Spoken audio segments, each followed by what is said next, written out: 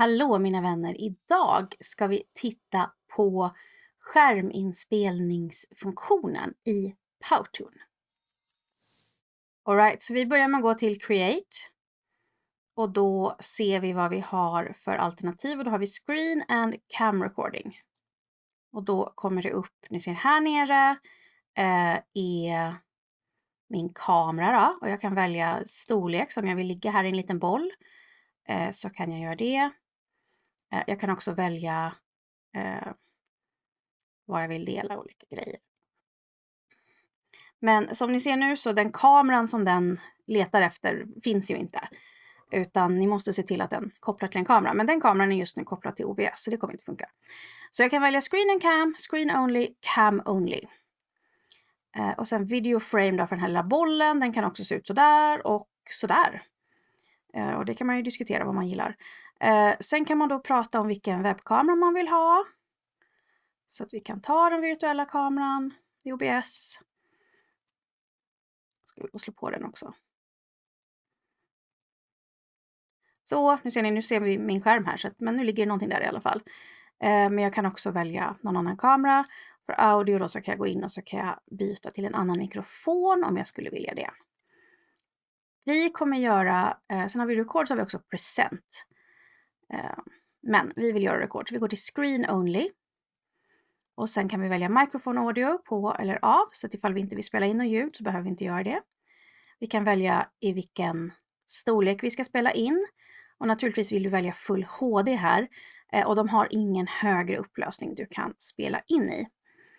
Och har ni sett några videos som jag har gjort om OBS så vet ni att de är inspelade i Powtoon. Och därför är de inte lika bra.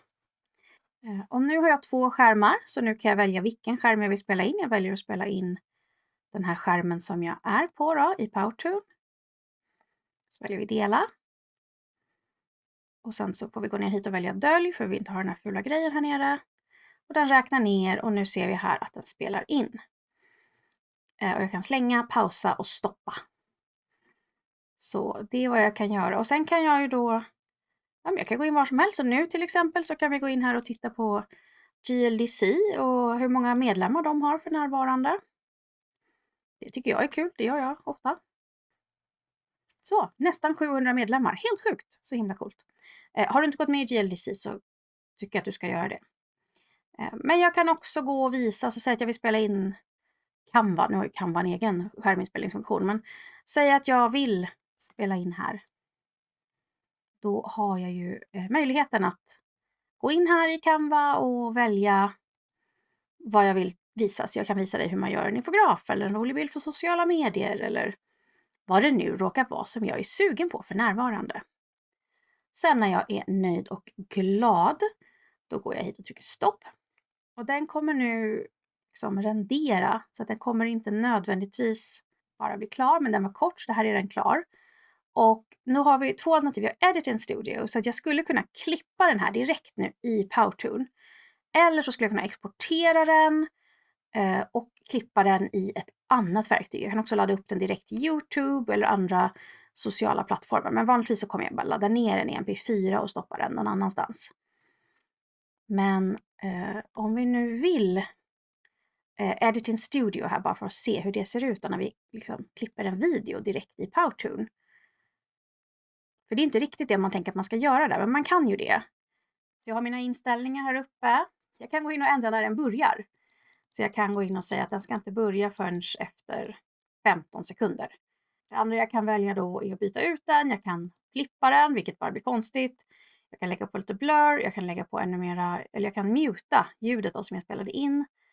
Och sen kan jag också ändra opaciteten. Vad nu det ska vara bra för. Men jag kan ändra det. Sen har jag då själva videon här. Och jag kan inte riktigt, ni vet, klippa och klistra som jag är van att göra i ett vanligt videoverktyg. Så jag har inte liksom samma, kan man säga, flexibilitet som jag har i ett riktigt videoverktyg. Så det här är verkligen inte optimalt för att klippa. För du kan inte ens klippa bort på slutet. Utan du kan klippa början men inte slutet. Det du kan göra däremot är att du kan plocka bort sekunder. Så att den blir kortare och på det viset så kan du klippa slutet. Men det är fortfarande frustrerande, skulle jag vilja påstå. Så att jag skulle inte egentligen redigera det här om det inte var så att jag verkligen inte hade något annat verktyg eller någon annan funktion. Men däremot så kan jag ju som sagt liksom lägga saker ovanpå en video. Så säg att jag har en video men jag skulle vilja ha en explainer-karaktär som står här och säger kloka saker och döljer den här fula inspelningsgrejen som är här. Då har jag ju möjlighet att använda den funktionen här. Och flytta den och animera den och välja andra funktioner så hon kan föreläsa här till exempel. Möjligheten att gå in här i Canva och välja. Ja, och sen så hade man väl fått göra den längre och grejat. Men poängen är i alla fall att just det jag skulle kunna tänka mig att göra här, det är ju att jag skulle kunna tänka mig att lägga upp en film som jag redan har klippt här för att liksom lägga på saker från Powtoon. Jag skulle inte gå hit för att faktiskt redigera en video. Men sen kan man publicera, man kan ladda ner som MP4. Och vi spelade ju in i full HD. Så att det ska ju gå att exportera i full HD också. Ja, och det kan vi. Så det är alltså skärminspelning och den eventuella möjligheten att klippa en skärminspelning direkt i Powtoon. Så som ni ser så är det kanske inte ett optimalt klippverktyg. Men det är ett väldigt enkelt skärminspelningsverktyg. Så om man nu ska vara sån så kan det ju vara ett fullgott verktyg om du ändå har köpt Powtoon. Jag skulle absolut inte köpa Powtoon i syfte att använda skärminspelningen. Ljudet blir inte toppen, bildkvaliteten är liksom inte top notch på något sätt. Det är helt okej. Det är inte jättedåligt, men det är inte bäst på marknaden heller. Och ett gratisverktyg som OBS, som är det jag spelar in i nu, är bättre. Förutsatt att din dator kan hantera det. Men kan den det så är det ett bättre alternativ. Så berätta för mig i kommentarerna, vilket skärminspelningsverktyg använder du?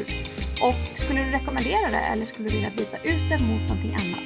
Skriv i kommentarerna och också berätta om det är någon skärminspelningsverktyg du vill att jag ska testa och visa på den här kanalen. Då gör jag naturligtvis det. Okej allihopa, ha det bra!